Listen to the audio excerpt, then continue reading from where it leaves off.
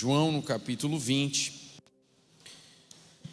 Eu ministrei esse texto na quinta-feira e eu senti nessa manhã de retomar esse tema, e o pessoal não sabia, mas no louvor, aquela canção falando, de andar sobre as águas.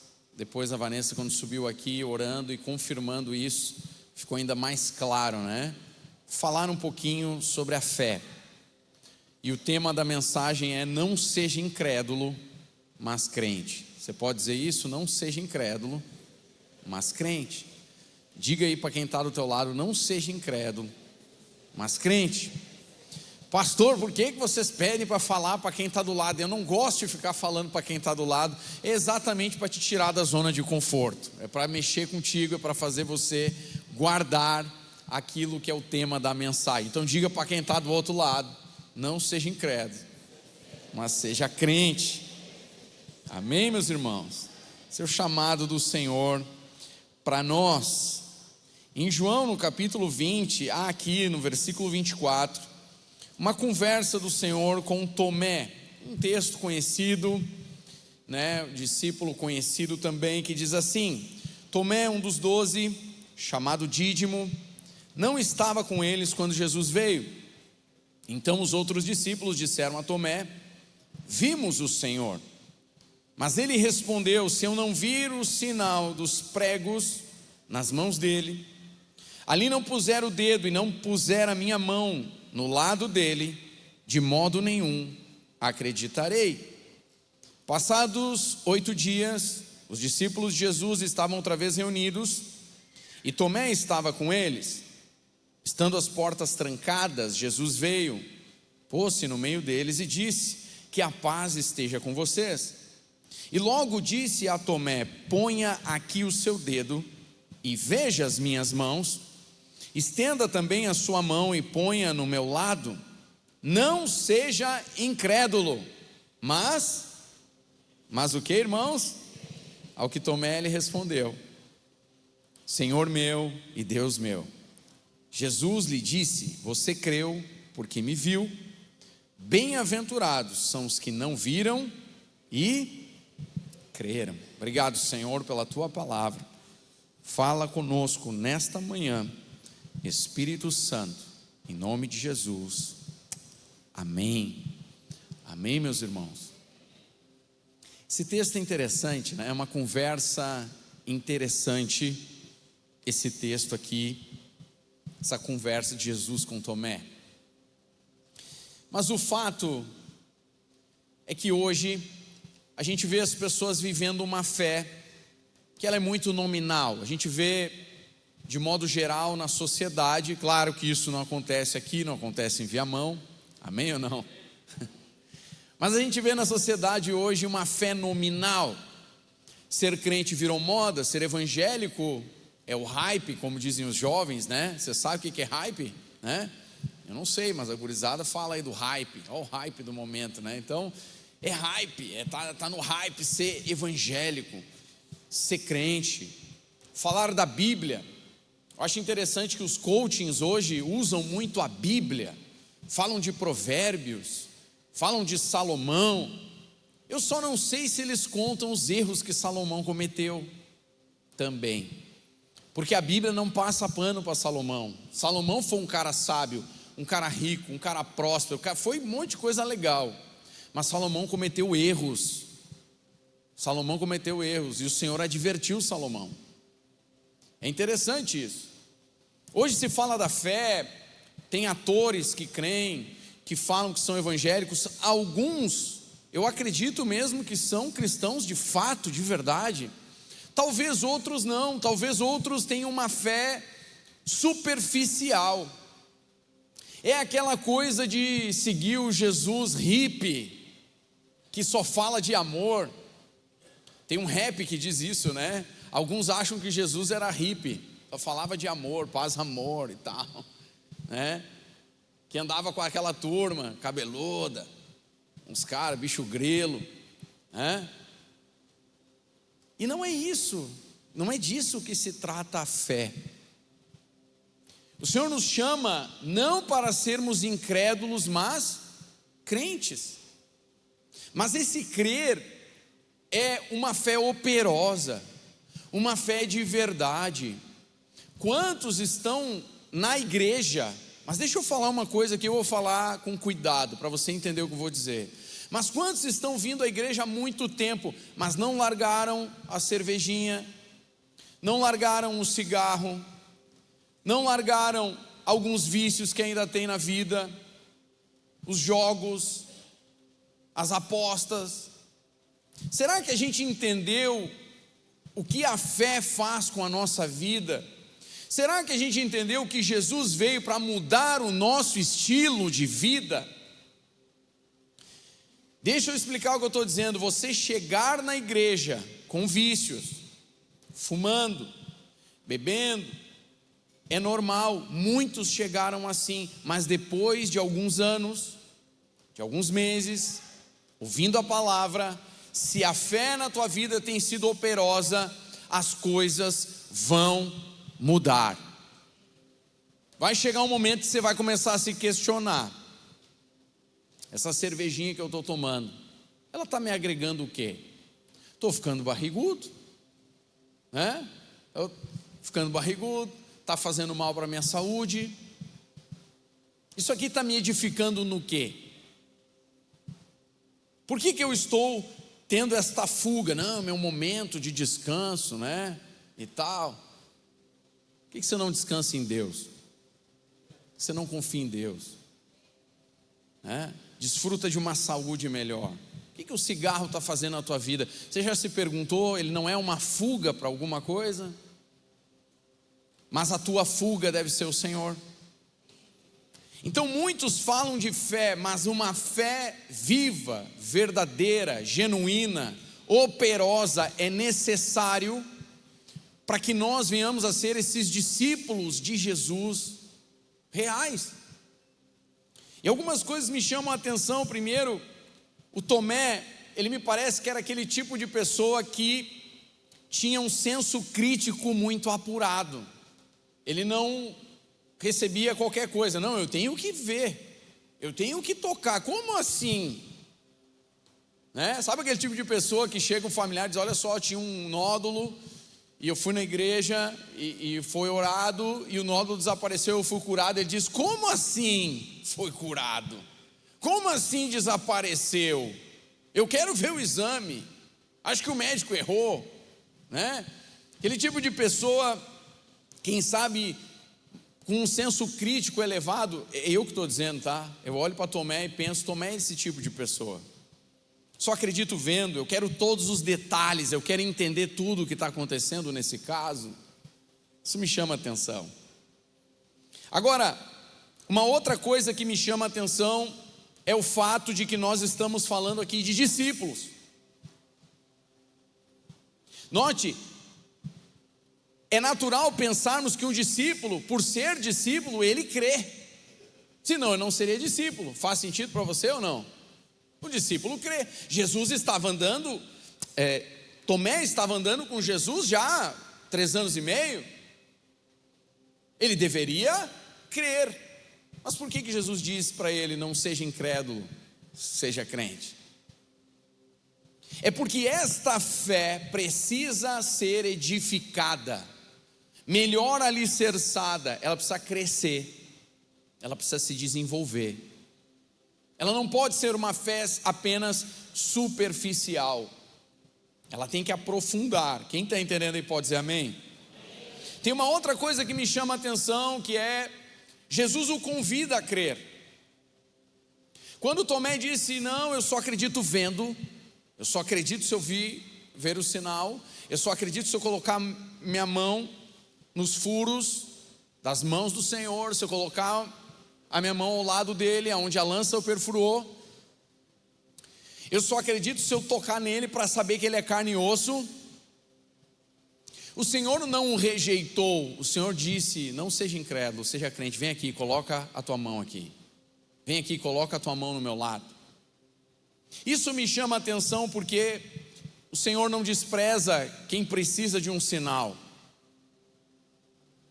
Aquele que tem uma fé a partir de um sinal era um ateu, né? Alguns dizem era uma toa, era alguém que não acreditava em nada, mas ele viu o mover de Deus em um familiar, ele viu alguém sendo curado, ele viu a manifestação do reino de Deus e passou a crer. A fé dessa pessoa não é menor do que aquele que não viu e creu. O que o Senhor Jesus disse, bem-aventurados aqueles que não viram e creram, Ele está dizendo, esta é a lógica, a movimentação do reino de Deus. No reino de Deus, você não precisa ver para crer, você já crê, porque você sabe em quem você está crendo, e aí você vai passar a ver. Esta é a lógica. Este é o movimento do reino de Deus, o movimento natural. Jesus só está convidando, vem para esse movimento, vem para esta movimentação, é crer, e aí você vai ver, e não ver para crer. Mas Ele não rejeita quem pediu o sinal, Ele não rejeita aquele que diz, eu preciso ver algo. Aliás, o próprio Senhor Jesus em determinado momento diz, se não virdes sinais e prodígios, de modo algum crereis. E aqui é uma responsabilidade nossa, irmãos. Há uma responsabilidade que é nossa. Nós precisamos, o tema do congresso, a proclamação, proclamar este evangelho não apenas como uma teoria, mas Cristo Jesus como caminho, verdade, vida, como alguém que está vivo, operando, curando, libertando, manifestando o poder de Deus nos dias de hoje. Porque quando fazemos isso, pessoas que quem sabe só crerão vendo os sinais, essas pessoas serão alcançadas. Lembra o que Filipe disse para Natanael? Pode sair alguma coisa boa lá de Nazaré? Pode sair alguma coisa boa de Viamão? Pode sair alguma coisa boa? O que Filipe respondeu para Natanael? Vem e vê. Significa, vem e tu vai ver sinais, tu vai ver o sobrenatural, tu vai ver que Jesus é diferente. E foi o que aconteceu. Só ao chegar a Jesus, Jesus já libera uma palavra de conhecimento ali na hora. Natanael já confessa fé em Jesus. Amém ou não? Agora, sobre a fé,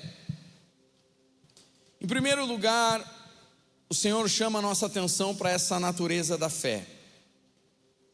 Para a natureza da fé. Quando Ele diz,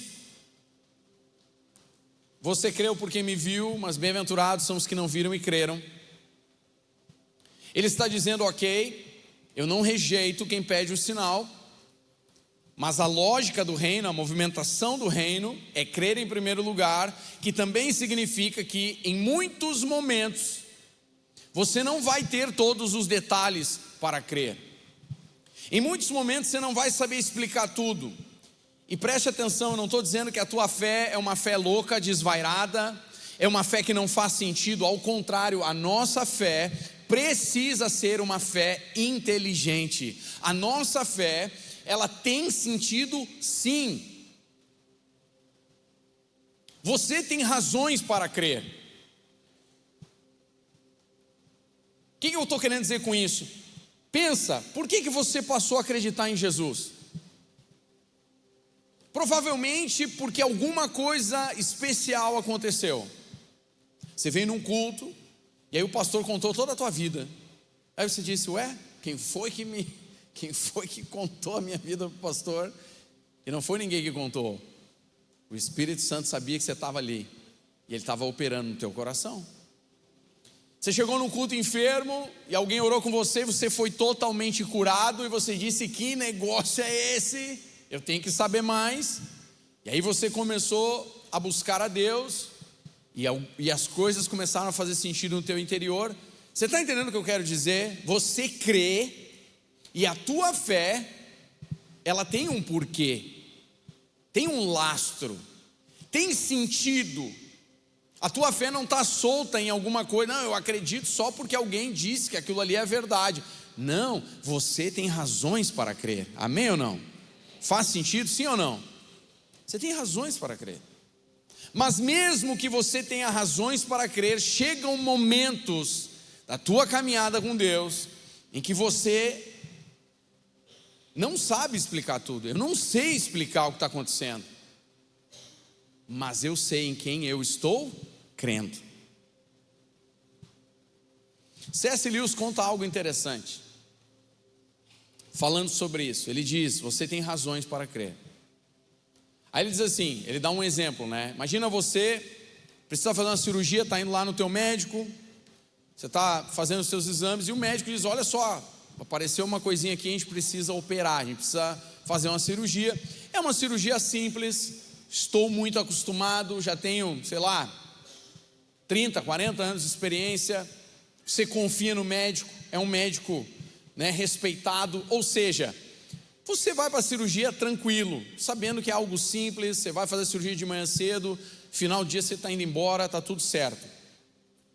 Muitos já passaram por isso, né? Você está confiando, orou, pediu, né, os irmãos orarem, está tudo certo, estou indo para a cirurgia. Quando você coloca aquela roupinha do hospital, sabe o que eu estou falando? A touquinha aquela, começa a dar um frio na barriga, é ou não é? Começa a dar um frio na barriga. Você entra no bloco cirúrgico, deita na maca, vem anestesista, você está gelado, branco. Por que isso acontece? Você confia no médico, você sabe que vai dar tudo certo, é uma cirurgia simples, mas você é tomado por um sentimento infantil, de cara, eu não queria estar aqui, se eu pudesse evitar esse lugar. Já pensou se dá alguma coisa errada, mas daí ao mesmo tempo você diz: não, peraí, eu confio em Deus, está tudo certo.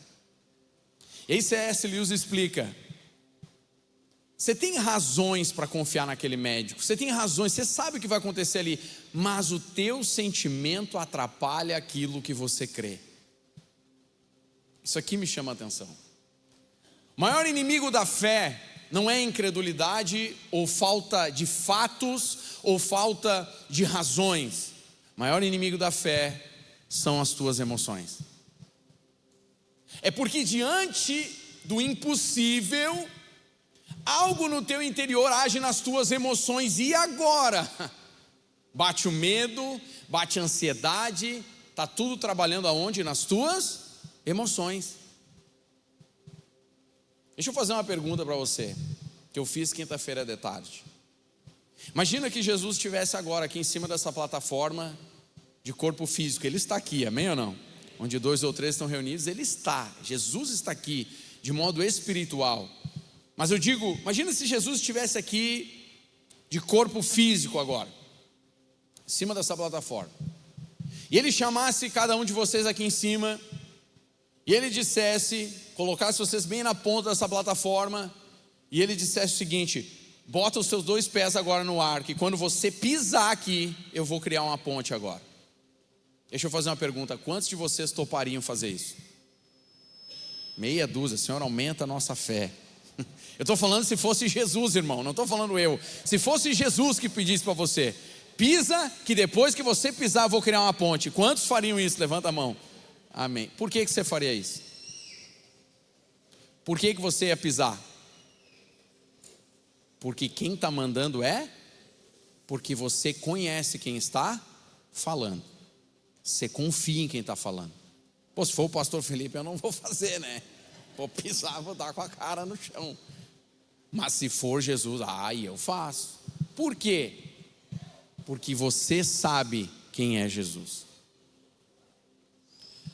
A fé nele exige uma coisa: conhecê-lo.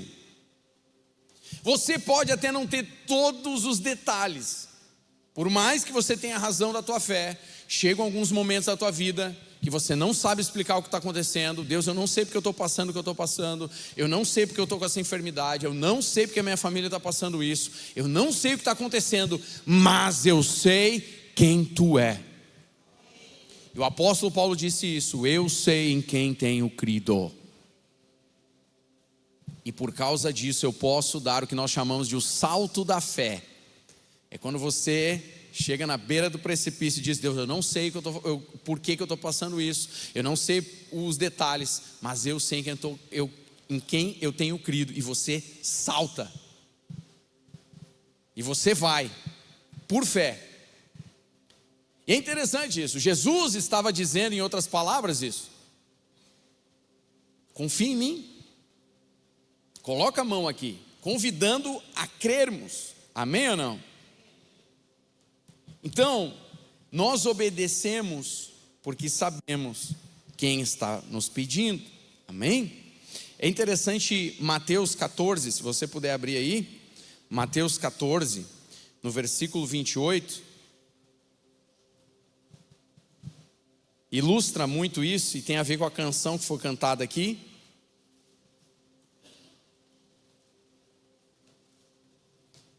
Quando Jesus está andando sobre o mar, os discípulos estão de madrugada ali, andando sobre o mar, no barco, e aí Jesus vem caminhando sobre o mar. Eu fico pensando, imagina você de madrugada, aquela névoa, por cima da água, você não enxerga muito bem, uma neblina, no meio da madrugada aparece um vulto ao longe, caminhando, e aí os discípulos começaram a gritar, ficaram apavorados e disseram: é um fantasma. Sei lá o que é isso, apareceu uma assombração, não sei o que é. E aí Jesus diz, versículo 27, mas Jesus imediatamente lhes disse: coragem, sou eu, não tenho medo. O que Jesus disse? Sou eu. Eu acho interessante nesse exato momento a resposta de Pedro. Então Pedro diz: se é o Senhor mesmo, provavelmente estava longe, eles não conseguiam ver a fisionomia. Se é o Senhor mesmo, mande que eu vá até aí andando sobre as águas.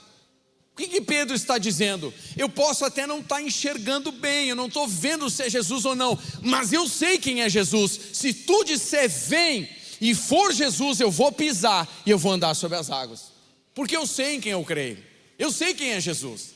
E o que Jesus disse? Vem. E o que Pedro fez? Andou sobre as...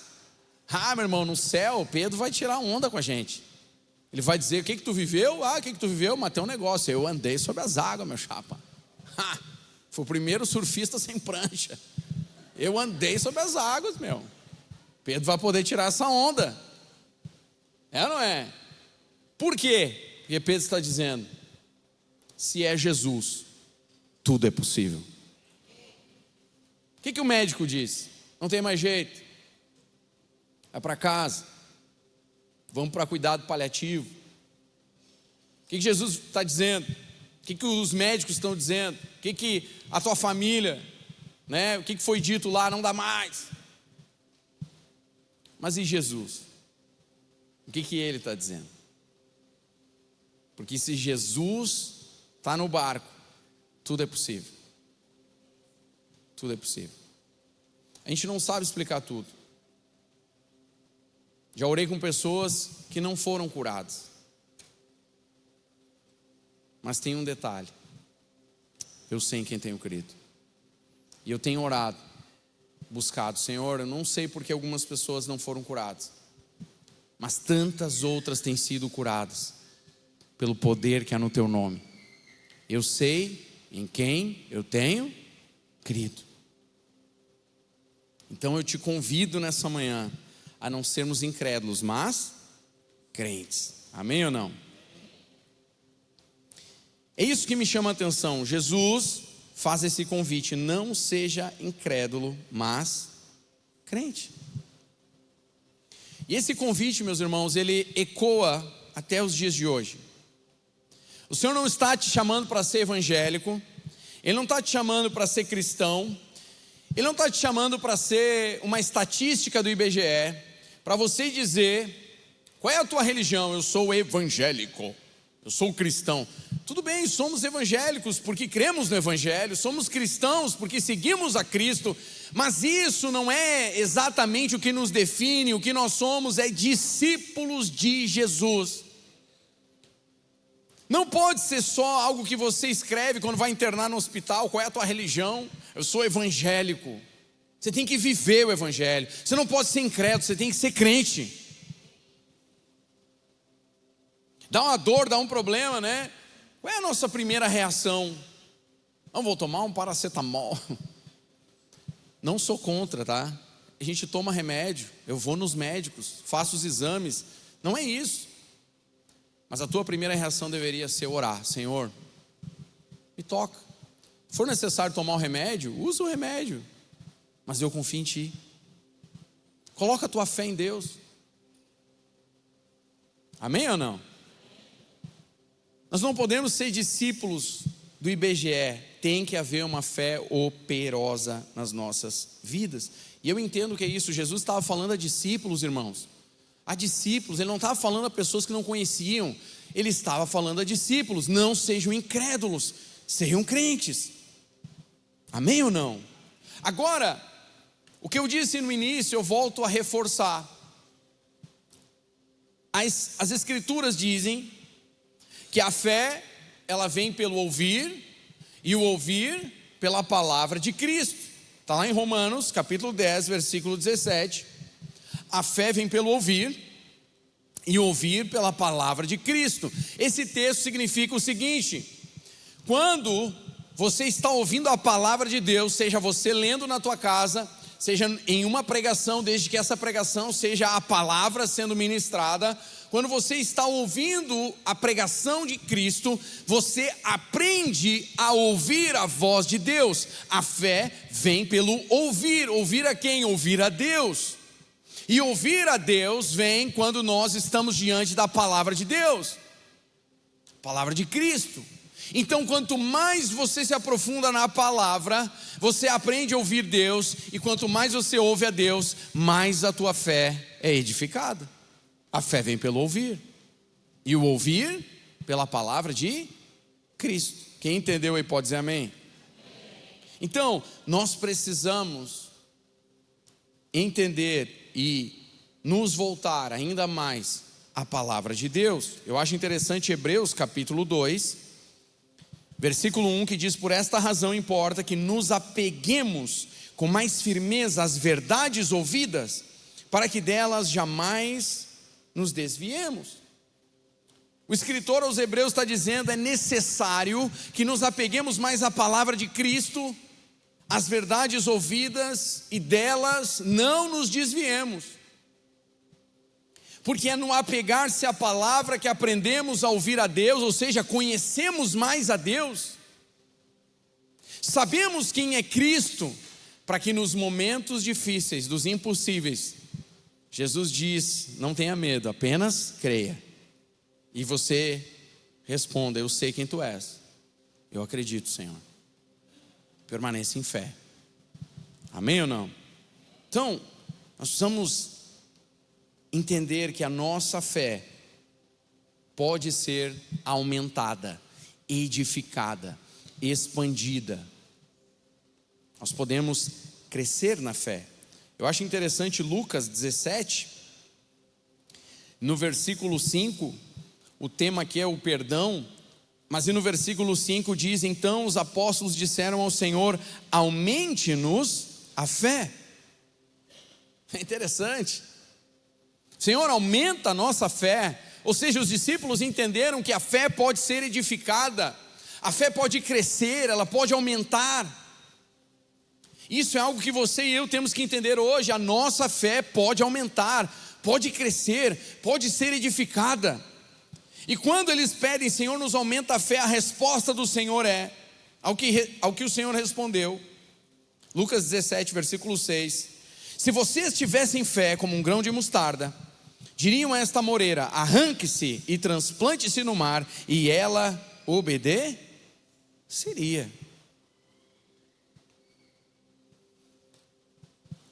Isso aqui me chama a atenção. A resposta que Jesus dá à questão: aumenta a nossa fé. Me chama a atenção. Que resposta, que tipo de resposta é essa? Se vocês tiverem fé como um grão de mostarda, né? Tem aquela musiquinha que a gente canta, né? Se tu tiveres fé como um grão de mostarda. Cantei em espanhol aqui, né? Mas tem a música, uma tentativa de espanhol, né? A A resposta é: se vocês tiverem fé como um grão de mostarda, vocês vão dizer à moreira: arranca-te, transplanta-te no mar, e tal sucederá. Isso me chama a atenção. Primeiro, irmãos, de novo, a nossa fé pode ser aumentada, pode ser edificada. Diga para quem está do teu lado: o Senhor quer edificar a tua fé, Ele quer aumentar a tua fé. Ele não quer transformar você num crente de IBGE, é crente de verdade, amém ou não? 2 Tessalonicenses 1,3, o apóstolo Paulo fala aos irmãos orando, né, para que a fé deles aumentasse ainda mais. Mas o que me chama a atenção é a resposta de Jesus aqui em Lucas: se vocês tiverem fé como um grão de mostarda. Quem aqui já viu um grão de mostarda? Levanta a mão aí. Quem conhece um grão de mostarda? Levanta bem alto aí, bem alto, deixa eu ver. Bastante gente. É pequeno um grão de mostarda, sim ou não? É minúsculo. Uma das menores sementes. Pode não ser a menor de todas, mas é uma das menores sementes. Por que você acha que Jesus usou o exemplo do grão de mostarda? Porque, em outras palavras, ele está dizendo: você pode começar com uma fé pequenininha. O que você tem que dar atenção é para a natureza da fé. A fé é como um grão de mostarda. A fé é como uma semente. O que você faz com a semente? Para que serve a semente, irmãos? Para ser semeada. Você quer que nasça lá uma macieira, né? Aí eu peguei uma semente de maçã. Aí eu fui estudar, como é que eu vou fazer sair um broto daqui? Aí eu coloquei num potinho com uns lenços umedecidos, e eu coloquei um papel alumínio, e eu coloquei na geladeira por 30 dias, para simular o inverno para elas, porque é um tipo de cultura de inverno. Se vai dar certo, vamos descobrir, né? O que você faz com uma semente? Você semeia, você coloca na terra, você coloca um pouco de água, e dali vai nascer um broto, e o broto vai crescer, e se ele for bem cuidado, ele vai se transformar numa árvore, e no final ele vai frutificar para você. Jesus está nos chamando a atenção que a fé é como uma semente. Como é que ela funciona? Você tem que semear. Vou traduzir para você. Quer crescer na fé? Quantos aqui querem aumentar na fé, querem crescer na fé? Digo amém. Pega a fé que tu tem. Ela pode ser como um grão de mostarda, bem pequenininha. Começa a usar essa fé. Começa a colocar na terra, começa a semear. Senhor, a minha fé talvez seja pequena, não sou um cara de grande fé, mas eu creio, eu sei quem tu é. Eu sei quem tu é. Então, diante desse desafio, ao invés de eu sair correndo, ao invés de eu ficar agora ansioso, ao invés de eu ir procurar ajuda não sei aonde, aqui e ali, a primeira coisa que eu vou fazer vai ser me ajoelhar diante do Senhor e pegar essa fé que eu tenho, que é um grão de mostarda. Eu vou semear ela. Eu vou dizer: Senhor, eu não sei explicar, mas eu sei em quem tenho crido, eu confio em Ti, a minha fé é pequena, me ajuda na minha falta de fé, mas Senhor, eu te peço, faz um milagre agora. Começa a semear, começa a crer. Ah, pastor, o médico disse que eu tenho um câncer. Tá bom, a gente não vai negar. A ciência mostra isso, tá bom, a enfermidade apareceu ali, mas você vem no culto e diz: Deus, mas esse negócio não é meu. Eu não aceito isso, eu não me conformo com isso. Eu vou pegar o meu grão de mostarda e eu vou dizer: a tua palavra diz que o Senhor levou sobre si as minhas enfermidades, então eu pego isso para mim. Esse câncer vai desaparecer em nome de Jesus. E me chama a atenção isso. Muitas das pessoas que foram curadas por Jesus, sabe o que Jesus respondia no final? A tua fé te curou, te salvou e te curou, amém ou não? Porque a nossa fé trabalha no milagre. Eu não estou dizendo que algumas pessoas chegam sem fé nenhuma, e aí o que conta? A fé do pastor, a fé de quem está ministrando. Deus usa a fé dessa pessoa para curar a outra, para que ela passe a crer também. Olha como é uma semente, né? Eu pego a minha fé, uso a minha fé, a pessoa é curada e eu estou injetando nela uma semente de fé. Porque quando ela foi curada, diz: que é isso? Jesus te curou. Aí a pessoa passa a acreditar em Jesus. Aí ela vai orar com outra pessoa que vai ser curada. E assim sucessivamente. Eu estou semeando fé. E a fé está dando fruto. Quem está entendendo aí pode dizer amém. Então nós precisamos crer nesses dias, irmãos. Precisamos crer. É fato, quando você olha para a sociedade, eu não sei o que está acontecendo, tá? Se me perguntar: pastor, é o fim dos tempos? Pode ser. É fato que nós já estamos vivendo uma nova ordem mundial? Sem dúvida. Sem dúvida. Você pega esses movimentos da Rússia, Ucrânia, Estados Unidos agora querendo dominar toda a América, as Américas, Groenlândia, exército se movimentando de novo, né? Venezuela. Aí o que mais me chama a atenção, o presidente Trump fazendo uma aliança para levar paz em Gaza. Tudo isso dá uns arrepios no crente, né? Dizendo: Senhor, será que está chegando a hora? Pode ser, eu não sei, irmãos. Mas uma coisa eu sei em quem tenho crido. Se Jesus voltar agora, voltar daqui 100 anos ou 400 anos, eu não sei, só sei uma coisa: eu sei em quem tenho crido. Eu estou pronto, meu, porque deve pode vir quente. A gente tem que estar pronto. Uma fé ativa, operosa. Você já pensou, irmão, se for o fim dos tempos mesmo? Já pensou se Jesus está voltando mesmo? Então a gente tem que trabalhar ainda mais.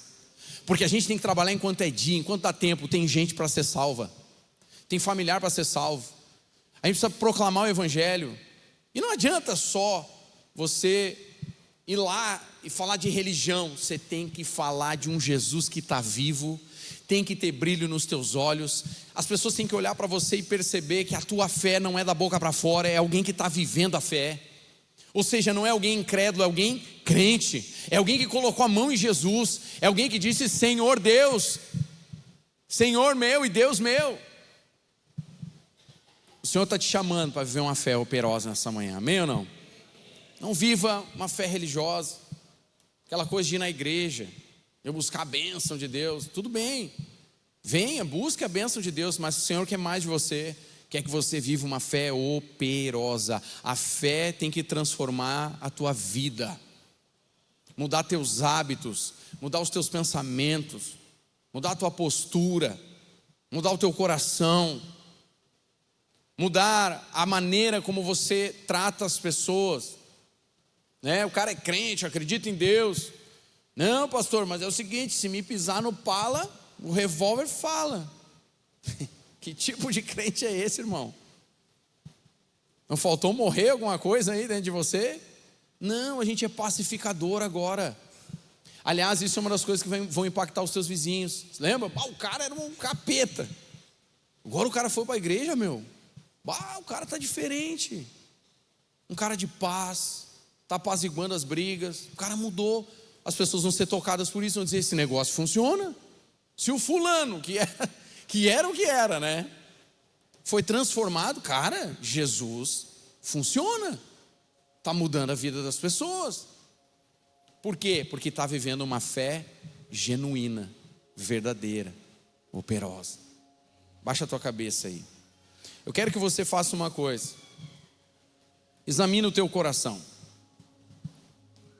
Você está vivendo uma fé viva, genuína, operosa?